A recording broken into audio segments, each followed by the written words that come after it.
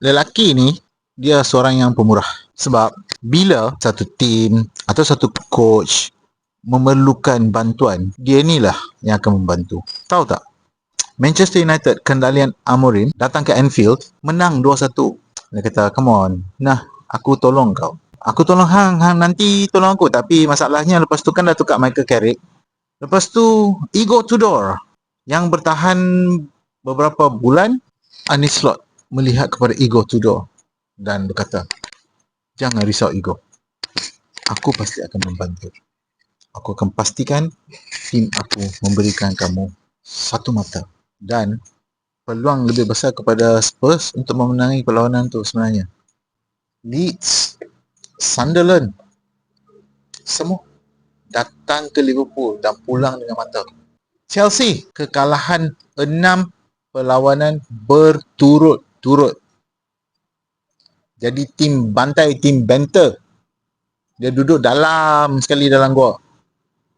Dia boleh datang ke Anfield dan Arne Slot kata, jangan risau. Aku tahu kamu bukan coach. Aku tahu kamu tak ada lesen coaching pun. Tak apa. Aku akan bagi kamu mata.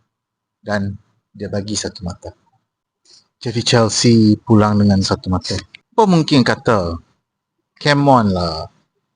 Takkan semua tu Arne Slot punya masalah. Permainan ni dimainkan oleh 11 pemain di atas padang. Apa yang pemain tu semua buat?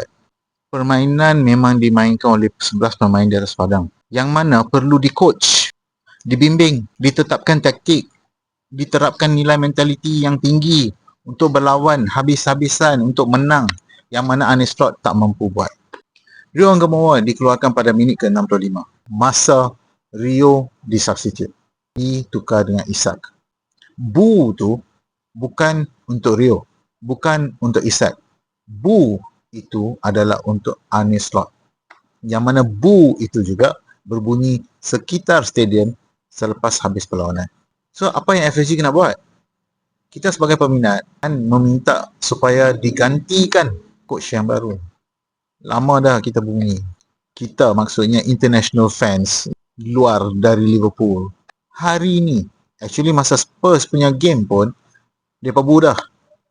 Tapi hari ni, lebih kuat. Terang dan nyata.